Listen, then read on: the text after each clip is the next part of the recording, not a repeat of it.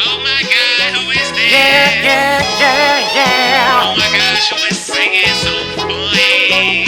Yeah. Yeah. What we got? We got science. What? We got music. Put them together, let's use it. Wait. Let me be the substrate in your ear receptors. And let this not just be one endeavor. Yeah, I get crunk on the science. Yeah, I pull the lever. And with the music, I just hope you say, dang, you clever. Whatever. Bring it, master what matters. All the while my life is scattered. You surge on in general. I guess you're David Satcher. And you bet I got you when it comes down to the laughter. And whatever may come after. Scientifically sound so profound. Gonna convert energy like it's dollar to the pound. Just listen to this while you're making some hash browns. Or maybe later after you raking some cash mounds. Who am I? It's Ralph from the South, who raps out his mouth. And we bring the music to the science that's around. And that's on period. And I just thank you for hearing this scientific sound.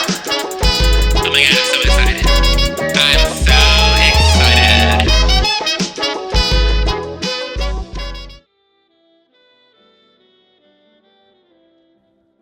Hi. Wait, no. Wait, I got this.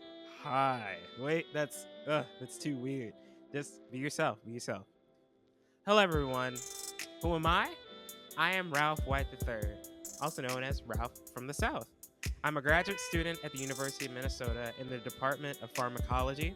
I'm currently studying mechanisms of resistance when it comes to prostate cancer, and on the side, I'm a musician, fellow crate digger, and a lover of music and music history.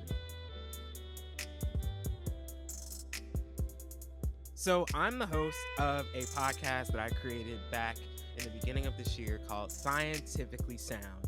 Scientifically Sound is a science storytelling podcast from the creative perspective of music and music history.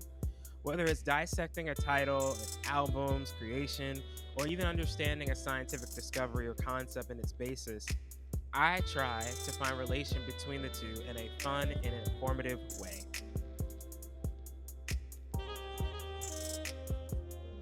We are currently in our first year of this podcast, starting in January. I've been talking, I believe, what was I talking about in January? I think it was Minnie Riperton and a cell's organelles being discovered. Weird, right?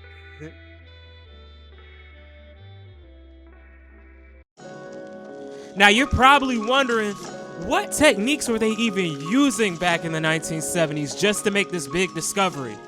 I'll tell you. The first is electron microscopy, and the second is cellular fractionation for your education. Bars. I'm sorry. But just to get back to the techniques they use, the first was electron microscopy. Electron microscopy is a technique that takes an accelerated electron beam to give high-res photos. We could probably get selfies on them and probably get an image of your thoughts right now. I'm just saying.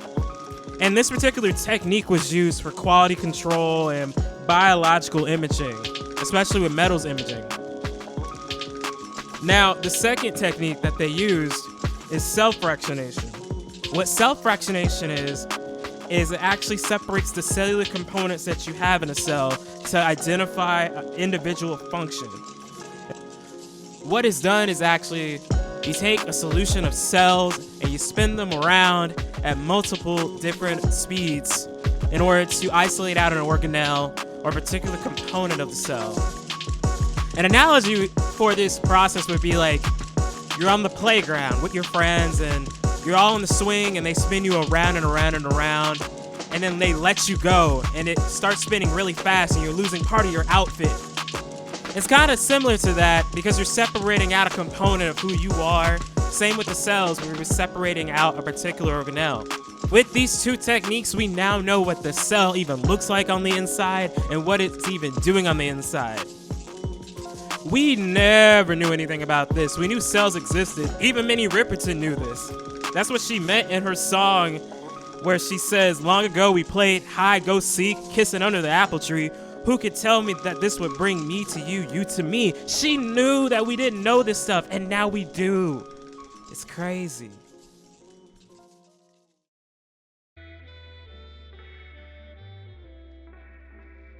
Look around. Everything when it comes to Scientifically Sound is in-house. I go buy records, I go look for records a lot of the time. I start researching about the record. I research in terms of the scientific discoveries or scientific concepts all on my own.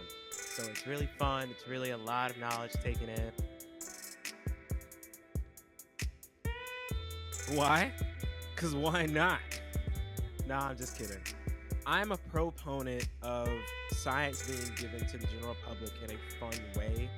A lot of the time, the general public may be turned off from science, whether it's in the nature that it's given, whether it's, the jargon, or maybe the complex setups that are being explained to us. And sometimes it doesn't need all that. Sometimes you just need a story in order to make something understandable and more relatable and retainable in you. And that's why I created Scientifically Sound. If you want to tune in to Scientifically Sound, you can find us on Apple Podcasts, Spotify, Google Podcasts, and other major streaming platforms. If you want to connect with us and follow us on our shenanigans, you can follow us on Twitter at 4, the number 4, the Sci_sound. You can also follow us on Instagram at Scientifically Sound, all one word. And if you want to email us, you can actually email us at 4, the number 4, the Scientifically Sound at gmail.com. I'm Ralph from the South, and I'm the host of Scientifically Sound. Come by my poster so we can chat. See you there.